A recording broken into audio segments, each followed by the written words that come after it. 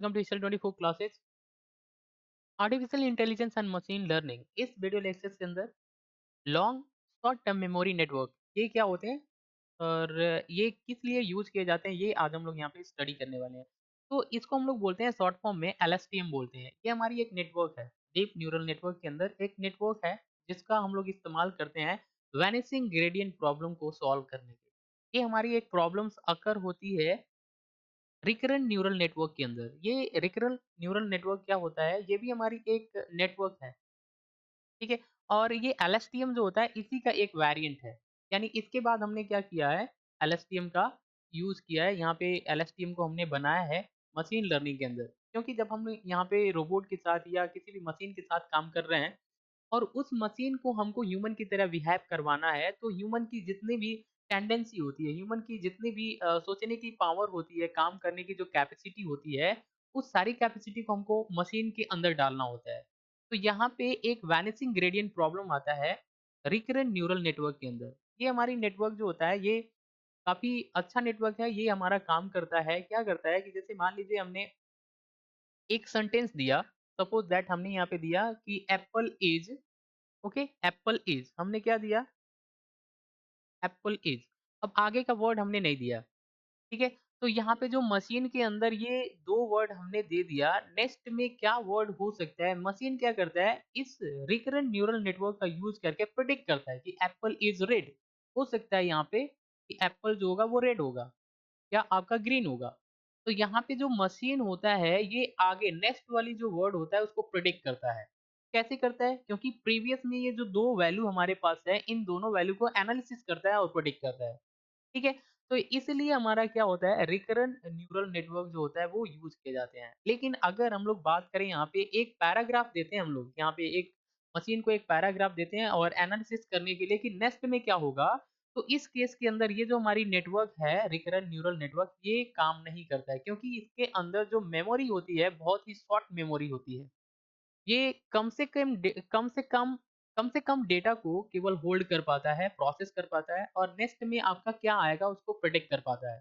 तो यहाँ पे लॉन्ग रेंज की डेटा को स्टोर करने की इसके अंदर कैपेसिटी नहीं होती है, जिससे एक पैराग्राफ वाली जो आपकी डेटा होती है उसको प्रेडिक्ट करके आगे हमको क्या करना है, एनालिसिस करना है कि क्या चीज़ हो सकता है। तो इस केस के अंदर रिकरेंट न्यूरल नेटवर्क जो होता है वो फेल हो जाता है और इसी केस के अंदर हम लोग यहाँ पे एलएसटीएम का यूज़ करते हैं।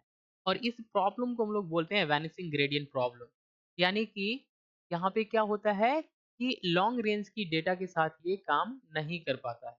ठीक है, इसी प्रॉब्लम को सॉल्व करने के लिए एलएसटीएम यूज़ किए जाते हैं, क्योंकि यहाँ पे इसके पास एक अवेलेबल मेमोरी होती है, जो ये डिसअपियरिंग ग्रेडिएंट इश्यू जो होता है, यानी कि जो भी हमारी डेटा जो होती है, जो लॉन्ग रेंज की डेटा जो होती है, इससे आपकी जो होती है इरेज़ हो जाती है इस नेटवर्क से, उससे इस नेटवर्क को इसी प्रॉब्लम को सॉर्ट आउट करने के लिए एलएसटीएम का यूज़ किया जाता है। ठीक है? ये क्या करता है, एलएसटीएम जो होता है इसके पास एक मेमोरी होती है, लॉन्ग रेंज की डेटा को इस मेमोरी के अंदर ये स्टोर कर सकता है, प्रोसेस कर सकता है और फर्दर आपकी एनालिसिस के लिए यहाँ पर काम करता है। यहाँ पे एलएसटीएम जो होता है वो किस तरीके से काम करता है, एलएसटीएम जो होता है वो गेट्स यूज़ करता है। ये जो हमारी इन्फॉर्मेशन फ्लो होती है या आउटपुट के लिए जाती है या इनपुट के लिए आती है, इस इन्फॉर्मेशन को कंट्रोल करने के लिए ये गेट्स का यूज़ करता है। ठीक है? एलएसटीएम जो होता है ये आपकी जो सीक्वेंशियल डेटा होती है, जैसे टेक्स्ट हो गया, स्पीच हो गया या टाइम सीरीज़ हो गया, इस टाइप के डेटा को एनालिसिस करने के लिए, प्रोसेस करने के लिए एलएसटीएम का यूज़ किया जाता है। ठीक है? एलएसटीएम एलएसटीएम जो होता है इसके पास ये जो भी डेटा इसके पास स्टोर होता है, उस इन्फॉर्मेशन को ये स्टोर करके तो लॉन्ग टाइम तक रख भी सकता है और प्लस में मल्टीपल टाइम, जितने टाइम चाहे उतने टाइम इसको प्रोसेस कर सकता है। ठीक है? एलएसटीएम जो होता है सीक्वेंशियल डेटा जो एक दूसरे से डिपेंडेंट होती है, लॉन्ग रेंज की डेटा को बहुत ही आसानी से ये लर्न कर सकता है। ठीक है?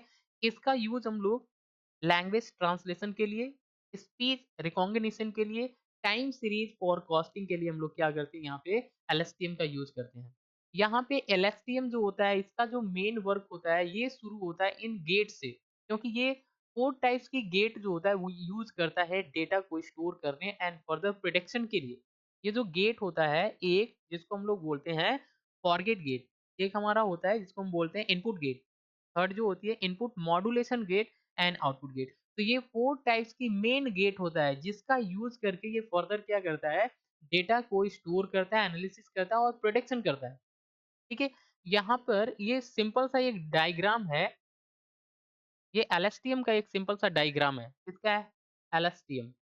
इस डायग्राम के अंदर अगर हम लोग देखें यहाँ पे एक लाइन होती है, एक लाइन हमारा यहाँ नीचे होती है।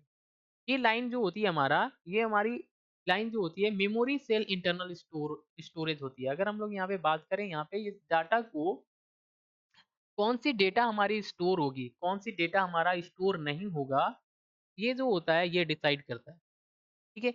यहाँ पे जो होती है, यहाँ से आपकी एक करंट इनपुट गेट होता है, टाइप का करंट इनपुट स्टेट होता है, जिससे हमारी डेटा जो होती है वो इनपुट होती है। ये हमारी जो होती है सिग्मॉइड फंक्शन होता है, ये हमारी इनपुट गेट होता है, ये हमारी इनपुट गेट होता है, ये सिग्मॉइड फंक्शन होता है जो ट्रांसफर करता है 10s फंक्शन के पास और यहाँ से हमारी आउटपुट गेट होती है, ये आउटपुट गेट होती है और यहाँ से हमारी जो डेटा होती है वो हमारा आउटपुट के लिए ट्रांसफर होता है। ठीक है?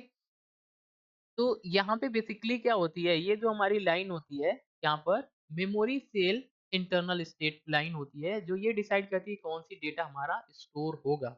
ठीक है? यहाँ पे एक गेट और होता है, ये जो हमारी गेट है, ये गेट होता है जिसको हम बोलते हैं input modulation gate, input modulation gate.